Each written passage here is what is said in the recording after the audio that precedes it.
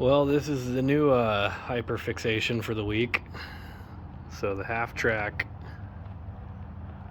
is, I'd say, nearing completion. I was looking at adding a snorkel, but the way these John Deere hoods and bumpers pivot, I'd have to come up with like a hood seal that comes down onto the snorkel. Either that, or I'd have to cut a huge notch, you know, that swings down over the pipe. And I don't know, it's too nice of a tractor. I don't really want to do all that.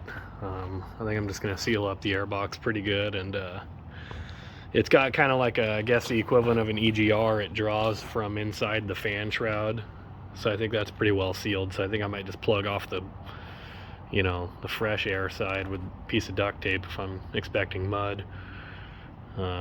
Silicone the spark plug maybe, but anyways, this is a Jeep TJ worn winch tray that's been flipped and cut down, narrowed. You can see I took about, I don't know, 9 inches out of the center, and then kept the factory. This would be the Fairlead mounts for a full-size winch, and I made it down to my 3-inch spool width, 3-inch opening. I still got to get a little ATV Fairlead. And then if you can't tell, the inspiration for the bumper,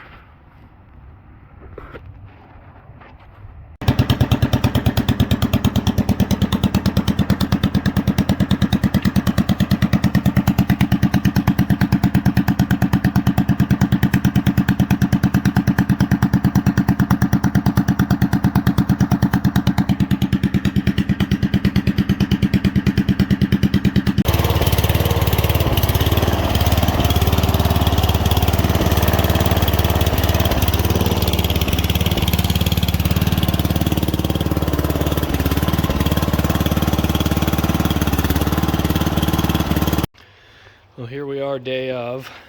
We're about to go mowverlanding. I'm giving my buddy this mower. I built it for him. I've spent every night after work working on this thing. I gave him one task. I took the battery out, told him he needs to buy a new battery. I've already bought pulleys for it, belts for it. I mean, everything. I mean, I'm giving him the mower. And I couldn't even rely on that. So now I'm stealing my battery for him, just so we could go today. And I'm putting my car battery out of my Mercedes into my mower because it's big enough I could put that battery in there. Let's hope this doesn't bite me in the ass later. We may have a new problem. They both used to fit on there. We're now improvising. Still waiting on the homie to show up. That thing crawled right up the ramps, no problem. I think that's going to be our new method. We'll put the old red rocket here on the trailer.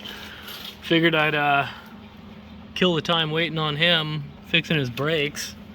They weren't really working very well, so I did the old rounded weld on the little plunger mod.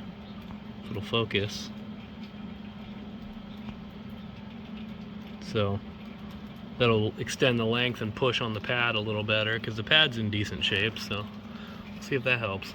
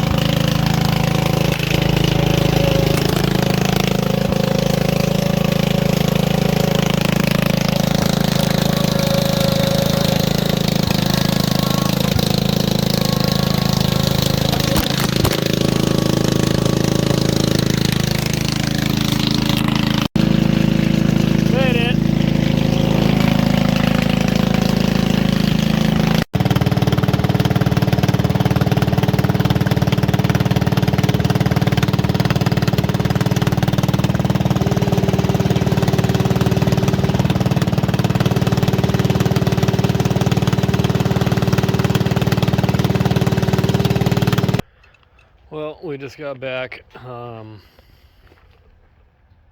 Hey, bunny. So, I don't know. I might just leave this thing on the trailer. I mean, you know, I'm into it $25. I might just scrap it.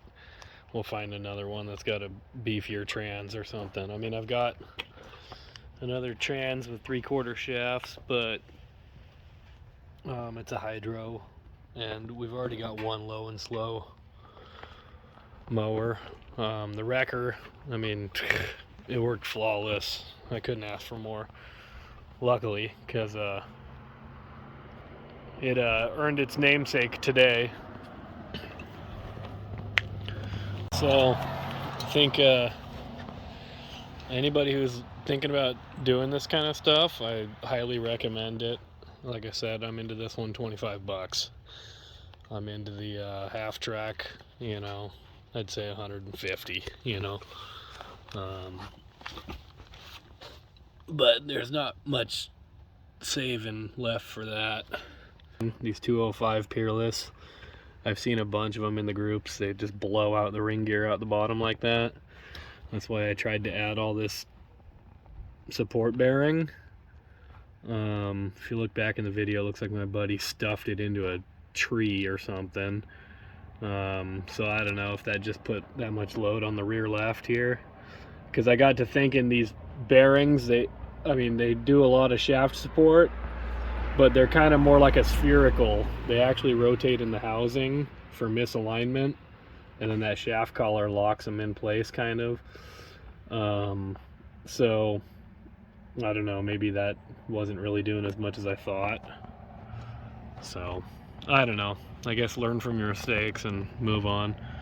I could always gusset it all the way across the bottom, but I mean, I was thinking I was getting a little carried away. This ain't the heavy duty one, this is the little lightweight Murray.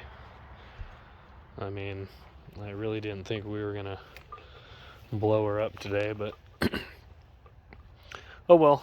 I haven't put too much work into it. I'm glad I didn't put the Polaris front suspension on it yet.